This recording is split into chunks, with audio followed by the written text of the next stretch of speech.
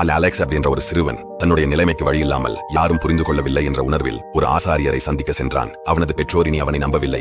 எல்லா தவறுகளுக்கும் அவனை தான் காரணம் என்று குற்றம் சுமத்தினர். ஆனால் இந்த முறையில் அவன் நிரபராதி. அலெக்ஸ் தனது நிலைமையை ஆசாரியரிடம் விளக்கிக் கொண்டிருக்கும் போது அவனது மனதில் நடந்த நிகழ்வுகள் மீண்டும் ஓடின. அலெக்ஸ் தனது பள்ளி மதிப்பெண்களை மறைத்து வைத்ததை நினைவு கூர்ந்தான். ஆனால் அவனது தாயார் அவற்றை குப்பையில் கண்டுபிடித்தார். அவன் தண்டனையில் இருந்த போதும் முக்கியமான திட்டத்திற்காக நண்பர் வீட்டிற்கு படிக்க பெற்றோரிடம் கெஞ்சியதை நினைத்தான். ஆனால் அதற்கு பதிலாக ஸ்கேட் பூங்காவில் பிடிபட்டான்.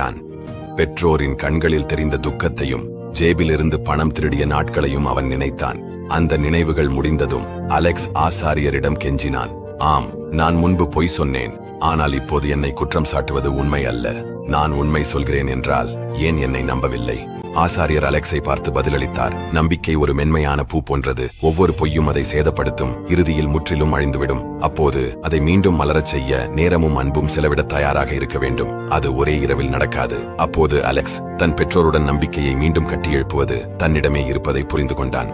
அந்த மென்மையான நம்பிக்கை பூவை மீண்டும் வளரச் செய்ய நேரம், அன்பு, புரிதல் தேவை என்பதை அவன் உணர்ந்தான்.